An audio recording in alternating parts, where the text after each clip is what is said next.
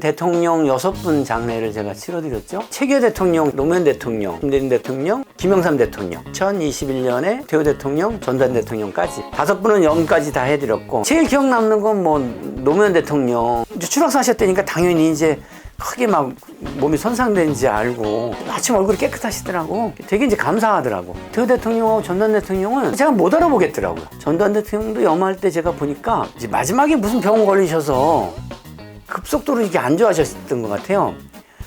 근데 다리는 아주 튼튼하시더라고요. 이건희 회장님은 워낙 우리나라에서 뭐 제일 부자시니까 거기서 좀 잘해놨겠어요. 이제 지금은 묘에 대한 그 규제가 있어요. 이제 아드님 이재용 씨하고 이부진 씨 따님하고 뭐 홍나희 여사님이 좀 더 잘해드리고 싶은데 그래서 근데 이 법이 그렇고 그 중에서도 최대한 할 수 있는 대로 해달래. 장례를 다 치러드리고 숙소에 와서 잘라 그러는데 꿈에 나타나시더라고요. 어떤 분들은 이렇게 귀신이 씌어가지고 굉장히 힘드신 분들도 많이 봤어요. 가족들이 싸우는 거예요. 그 빌딩 값이 오른 거야. 이거 오빠한테 좀 더 내놔라 우리한테. 그리고 종교 간에 싸우시는 분도 있어요 또. 죽음을 다루는 일을 30년 하셨어요. 깨닫게 되는 거. 바람은 누구나 죽는다는 거. 안녕하세요, 유재철입니다. 대통령 6분 장례를 제가 치러드렸죠. 처음에 최규 대통령, 그다음에 노무현 대통령, 그리고 김대중 대통령, 그리고 2015년에 김영삼 대통령, 2021년에 작년이죠. 작년에 이제 노태우 대통령, 전두환 대통령까지. 그 중에 이제 김대중 대통령만 염은 안 해드리고 나머지 분들은 제가 5분은 염까지 다 해드렸고 6분은 장례 전체를 다 진행해드렸죠. 시신에 대해서 염하는 것도 중요하지만 영교식을 한다든지 아니면 발인을 해서 옹구 안 되든지 매장지에서 마무리되는 것까지 그런 일을 다 하니까 많이 바쁘죠. 몇 분 정도 이렇게 몇 년 전까지 쉬었는데 한 3,000분 되는 것 같더라고요. 근데 지금은 이제 의미가 없으니까 한 5, 6년 전에 한 3,000분 된 것 같은데요. 대통령 6분이래야 제가 30년 동안이면 한 5년에 한 분씩 한 거잖아요. 지금 대통령 몇 분이나 되셔요. 보통 일반인이 제일 많죠. 다스라라는 집에 돌아가신 분도 있고, 뭐, 갓 태어난 아기도 있었고, 막 3, 4살짜리 뭐 어린애도 있었고, 뭐 이주 노동자도 있었고.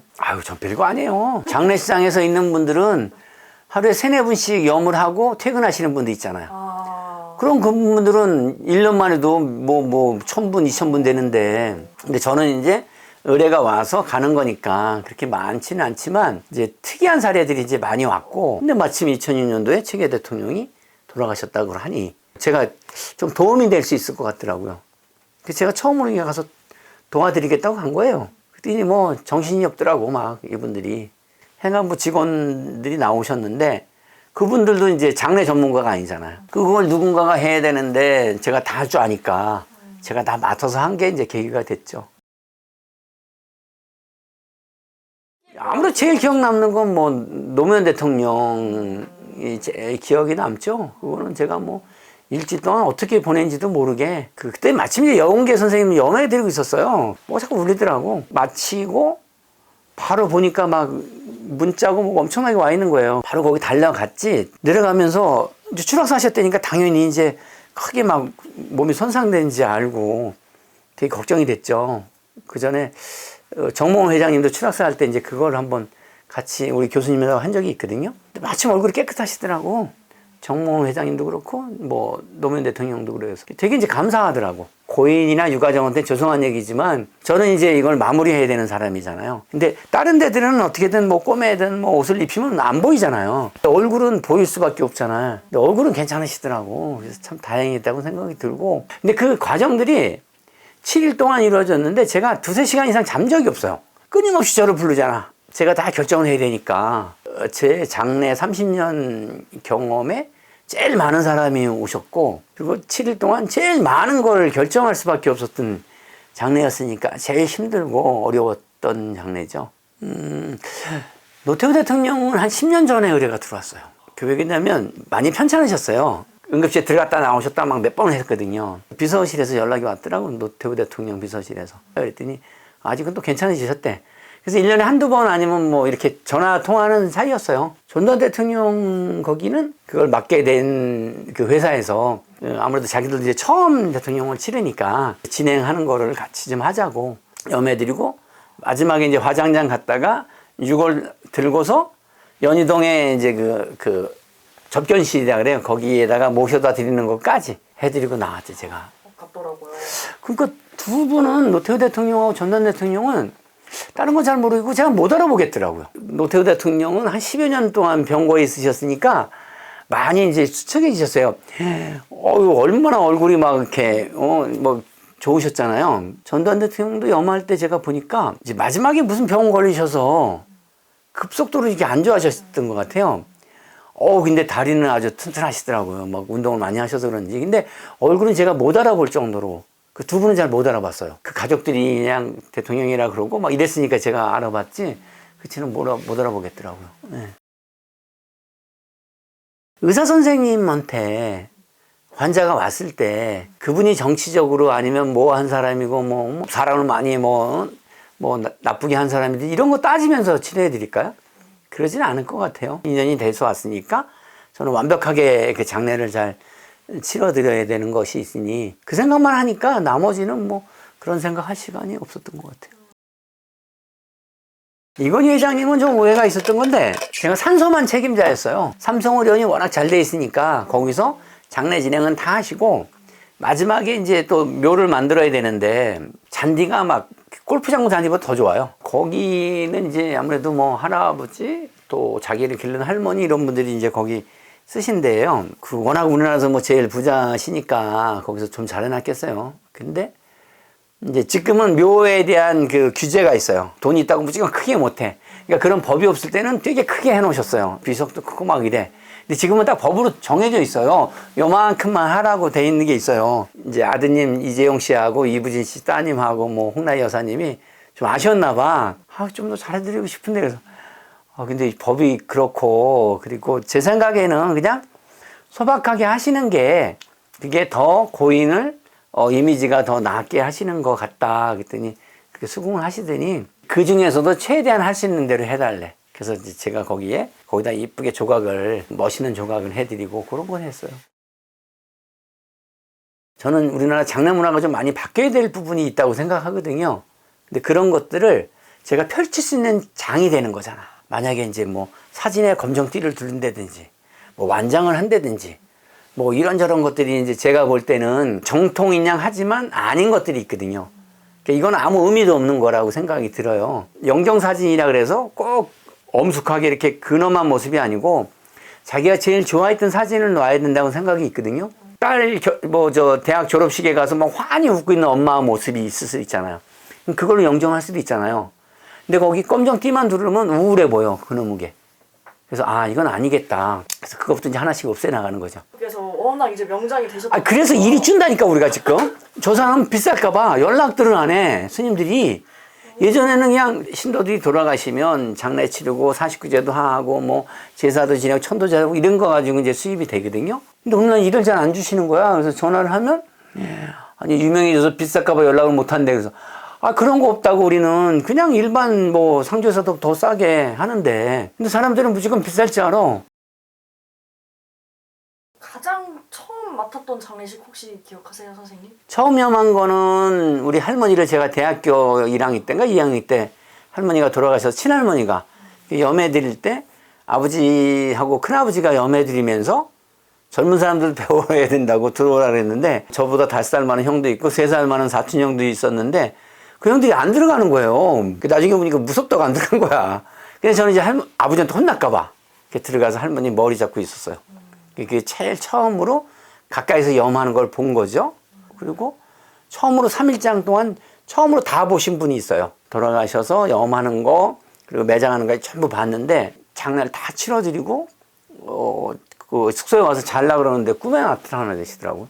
굉장히 놀랐었지 그때는. 그 암도 스님을 만나게 되고 상담을 하게 됐고 그랬더니 너 할 일만 잘해라. 그때부터는 염으라고 나오면 여자 염인지 남자 염인지도 몰라요. 그냥 거기서 딱 끝나. 제 일은 거기까지잖아. 그래서 그런 게 하다 보니까 뭐 남들 같으면 이제 시신이 험한 시신도 있거든요. 제가 한 시신 중에는 막 불타다 남은 것도 있고 막 물집이 잡혀서 막 껍데기가 벗겨지는 시신도 봤고 주먹이 하나 욕창이 들어갈 정도로 그런 분들도 했는데 그런 분들을 늘상 이렇게 이제 하면서도 지금까지 한 30여 년 할 수 있는 게 바로 거기서 끝나면 잊어버리니까 그게 이제 어떤 뭐 나를 사로잡고 이렇게 하면 앞으로 일을 못 하겠죠. 어떤 분들은 이렇게 귀신이 씌워가지고 굉장히 힘드신 분들도 많이 봤어요. 봉사하시는 분들 중에 굉장히 마음이 여리신 분이 있었어요. 2번씩 깨끗이 닦아드리면 되거든요. 근데 막 이분은 정성껏 한다고 3번, 4번 하는 거야. 그러니까 시간적으로 자꾸 엇박자가 나더라고요. 뭘 그렇게 몇 번씩 하냐 했더니 좀 정성껏 해드리고 싶대. 그게 마음이 약하시더라고, 그분이. 그러니까 나중에 이제 귀신이 셨대요. 그래갖고 굉장히 고생했어요. 굿도 몇 번 하고 퇴마사 불러서 몇 번을 떼어냈대. 그럴 수 있다니까요. 그러니까 이게 아무나 할 수 있는 일이 아니고, 그러니까 누구나 할 수 있는 일이지만 아무나 해서는 안 되는 일이기도 하고, 저도 여기 이제 이렇게 기도를 계속 하고 있는데, 뭐 기도를 하든지 자기 수행을 하든지 이것이 되지 않으면 좀 힘든 일이기는 해요.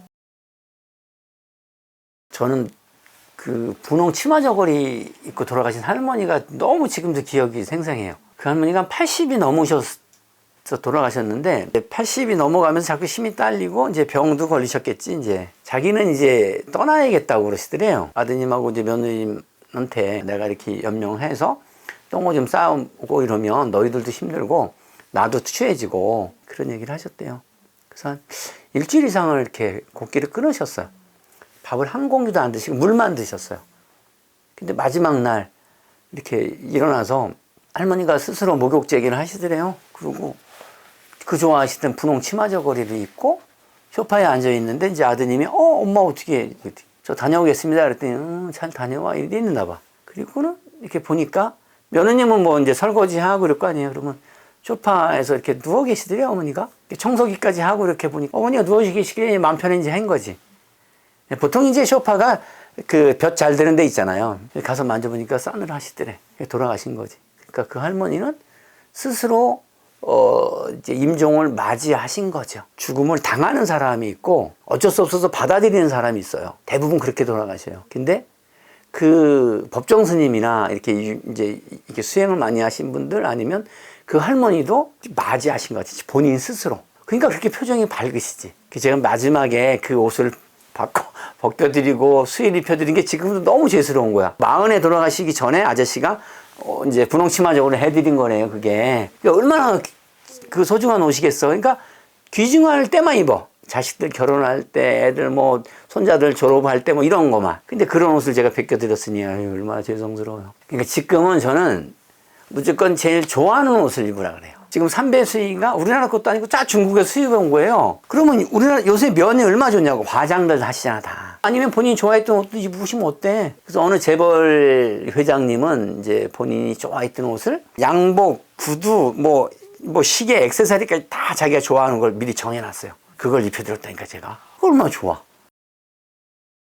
한 5, 6층 되는 빌딩이 3채 가지신 분이 있는데 회장도 하시고 막 이런 분인데 몸도 좋으시고 돈도 있고 잘생기시고 막 근데 말기암에 걸리신 거예요. 마지막 돌아가실 때 인상 쓰고 이렇게 돌아갔어. 근데 그 돌아가시는 게 문제가 아니고 돌아가시기 직전에 온 가족을 너무 힘들게 했어요. 말기암이라는 거는 자기가 숨 쉬지 못할 때까지 이 머리가 살아있어요. 그러니까 죽음의 공포가 점점 오는 게 들리잖아.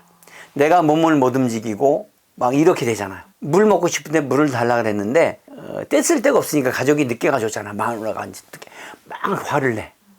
딸이 좀 늦게 가져오면 막 쌍욕이 나와. 그러니까 공포였다니까요. 사람이 죽음을 받아들이는 게 뭐 분노부터 한대. 뭐 화를 내고. 그리고 나중에는 이제 우울해졌다가 수용을 하고 맞이하게 되는 이런 단계가 있다고 하더라고요. 근데 이분은 처음하고 2번째 그냥 화내고 뭐 거부하고 이런 상태에 돌아가신 거예요. 아유, 이거 내 거 다 놔두고 가는 게 얼마나 억울하겠어요. 그러면 이게 못 놓는 거지. 근데 어차피 가실 거라면 놓고 가야 되잖아요. 우리 수의에 없는 복장적인 특징이 주머니가 없어요, 수의는. 가져갈 게 없는 거예요. 그걸 인지하고 가시면 되잖아. 그렇지 않으신 분도 많더라고. 거부할 수 없는 게 세상 살면서 세금하고 죽음이래요. 근데 세금은 우리가 어떻게 하면 절세를 할까? 탈세하면 안 되잖아요. 탈세하면 잡혀 들어가잖아요. 어떻게 하면 절세를 할까? 이제 신경 써서 하잖아요. 죽음도 그렇게 한번 생각을 해야 되잖아요. 근데 그런 생각 아무것도 없다가 무조건 거부한다고 이게 되는 게 아니잖아요. 그러니까 우리가 소풍을 가든지 여행을 가도 한번 생각을 하지 않나요?